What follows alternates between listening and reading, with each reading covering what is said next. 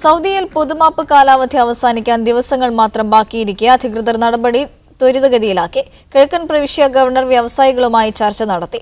അനധികൃത തൊഴിലാളികൾ തങ്ങളുടെ കീഴിലില്ലെന്ന് ഉറപ്പുവരുത്തണമെന്ന് സ്ഥാപനങ്ങളോട് ഗവർണർ നിർദ്ദേശിച്ചു.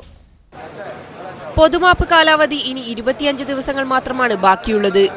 ഇതിനിടയിൽ നടപടി ത്വരിതഗതിയിലാക്കാൻ കിഴക്കൻ പ്രവിശ്യ governor Amir Sayid bin Nayef വ്യവസായികളുമായി ചർച്ച നടത്തി.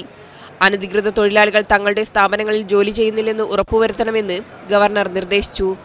ഇതിനാവശ്യമായ എല്ലാ സംവിധാനങ്ങളും ബന്ധപ്പെട്ട കേന്ദ്രങ്ങളിൽ സജ്ജീകരിച്ചിട്ടുണ്ട്. നാടുകടത്തൽ കേന്ദ്രത്തിൽ കൂടുതൽ ഉദ്യോഗസ്ഥരെ നിയോഗിച്ചതായും ഗവർണർ അറിയിച്ചു. അനധികൃത തൊഴിലാളികൾക്ക് അഭയം നൽകുന്ന സ്ഥാപനങ്ങൾ കടുത്ത നടപടി നേരിടേണ്ടി വരുമെന്ന് ഗവർണർ മുന്നറിയിപ്പ് നൽകി. പൊതുമാപ്പിന്റെ ദിവസങ്ങൾ കഴിയുന്നതോടെ ശക്തമായ പരിശോധനയ്ക്ക് തുടക്കം കുറിക്കും.